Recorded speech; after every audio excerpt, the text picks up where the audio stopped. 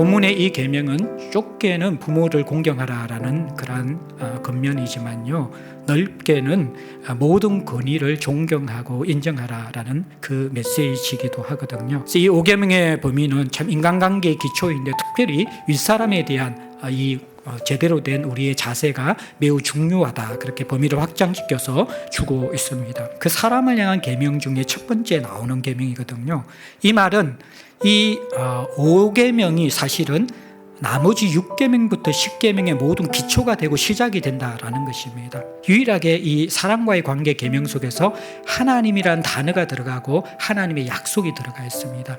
그것은 이 5계명은 인간과의 관계의 계명이지만 이 하나님과의 관계의 계명과 중간 사이에 있는, 어떻게 보면 하나님에 대한 태도만큼이나 중요한 계명이 바로 5계명이다, 그렇게 설명하고 있는 것입니다. 그래서 이 부모와의 관계의 건강성이 어떻게 보면 인간관계와 사회생활의 건강성에 굉장히 많이 연관되어 있기 때문에 이것은 매우 중요한 계명이다, 그렇게 설명할 수 있을 것입니다.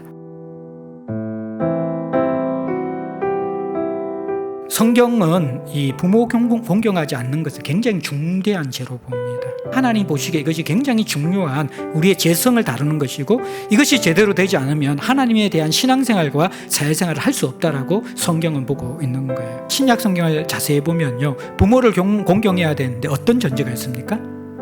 주 안에서라는 계명이 있는 거예요. 부모의 역할이나 부모의 가르침이 더 상위의 권위인 주님의 말씀과 주님의 가르침과 상반될 때에는 문자적 그대로 복종할 필요는 없다라는 것이죠. 그 속에서는 더 지혜로움과 또 하나님이 주시는 그러한 아주 이렇게 분별력을 가지면서 우리가 다르게 대처할 수 있다라는 거예요. 권위에는 한계가 분명히 있고요, 또 그 다음에 상호 책임이 있어요. 일반적인 순종이나 존경이 아니라 성경은 항상 서로가 상호적으로 서로에 대한 의무를, 또 서로에 대한 역할들을 건강하게 감당하도록 가르치는 것이죠. 피차 사랑, 피차 복종이라는 거예요.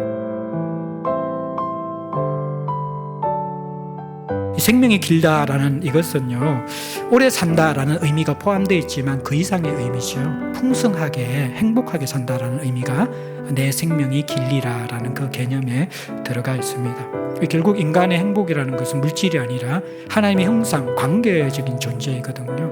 특별히 관계 속에서는 가장 가까운 관계, 거기에서 우리는 진정한 마음의 채워짐과 생명의 채워짐이 시작되거든요. 이 5계명을 제대로 우리가 지키게 되어질 때 생명의 길리라, 제대로 우리가 정말 풍성한 신앙생활을 하고 인간관계 속에서 사회생활에서 살 수 있다라고 이야기하는 것이죠.